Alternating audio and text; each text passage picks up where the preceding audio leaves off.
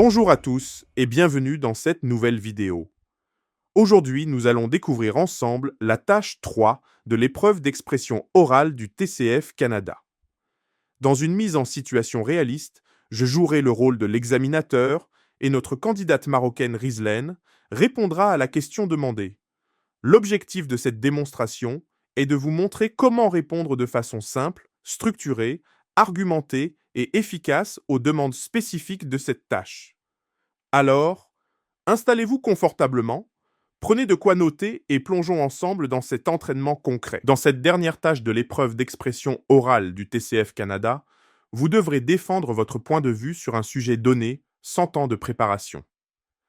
L'objectif est de structurer votre réponse, d'argumenter clairement et d'illustrer vos idées avec des exemples concrets. Vous avez 4 minutes 30 secondes, alors gérez bien votre temps pour exposer votre opinion de manière fluide, cohérente et convaincante.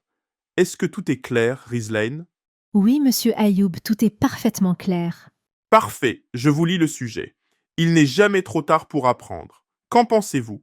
Oui, je suis totalement d'accord avec cette affirmation. Il n'est jamais trop tard pour apprendre. Aujourd'hui, l'apprentissage ne se limite plus à l'enfance ou à la jeunesse. Il s'agit plutôt d'un processus continu qui peut se poursuivre toute la vie, peu importe l'âge, les circonstances ou le parcours. D'abord, il faut savoir que dans le monde professionnel, de plus en plus de personnes choisissent de se reconvertir à un âge avancé. Par exemple, certaines personnes changent complètement de métier à 40, 50, voire 60 ans. J'ai l'exemple d'un ancien chauffeur de taxi qui, après 20 ans de service, a décidé d'apprendre la photographie. Il a suivi une formation en ligne, a investi dans du matériel et aujourd'hui, il est photographe indépendant. Ce genre d'histoire prouve que lorsqu'on a une motivation sincère, l'âge n'est jamais un obstacle. Ensuite, on apprend aussi hors du cadre professionnel. Beaucoup de personnes âgées s'inscrivent à des ateliers pour apprendre des choses nouvelles, la peinture, la cuisine, une langue étrangère ou même l'informatique. J'ai une tante, par exemple, qui a commencé à apprendre l'espagnol à 65 ans, tout simplement parce qu'elle voulait voyager en Amérique latine. Elle m'a dit que ça lui faisait un bien fou, qu'elle se sentait stimulée, jeune et utile. Sur le plan scientifique, des études ont montré que notre cerveau garde une capacité d'apprentissage, même à un âge avancé. C'est ce qu'on appelle la neuroplasticité. Certes, cela peut prendre plus de temps, mais avec de la régularité et un bon environnement, tout le monde peut apprendre à tout âge. Il y a aussi un autre aspect important, l'évolution rapide de notre société. Les technologies, les modes de vie, les lois, tout change. Pour rester actif, informé et autonome, il faut apprendre en permanence. Par exemple, certaines personnes âgées apprennent à utiliser Internet, les smartphones, les réseaux sociaux. Non pas pour travailler, mais tout simplement pour rester connectés à leur famille et à la société. Par ailleurs, l'apprentissage est souvent source d'épanouissement personnel. Apprendre quelque chose de nouveau redonne confiance en soi, développe la curiosité et crée parfois de nouvelles opportunités. Et puis, l'apprentissage ne signifie pas toujours aller à l'école. On peut apprendre seul, en lisant, en regardant des vidéos, en discutant avec d'autres ou en observant le monde autour de nous.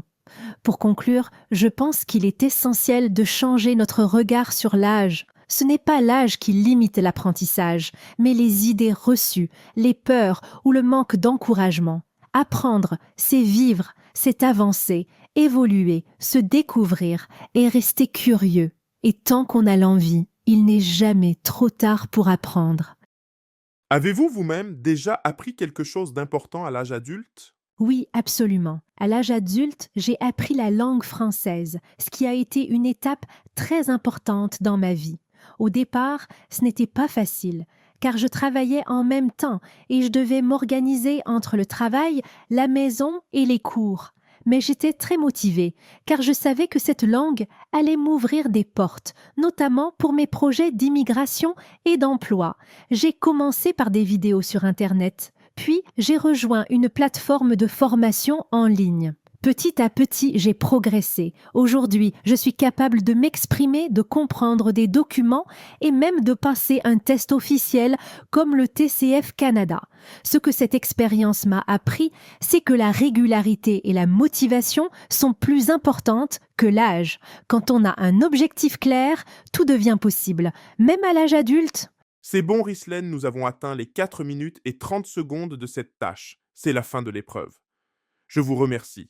Alors, comme nous l'avons remarqué, Ghislaine a parfaitement structuré sa réponse. Elle a su exprimer clairement son opinion, l'argumenter avec logique et illustrer ses idées avec des exemples concrets. Sa prise de parole est fluide, convaincante et respecte le temps imparti. C'est exactement ce que l'on attend d'un candidat lors de la tâche 3 de l'expression orale du TCF Canada. Même à l'âge adulte.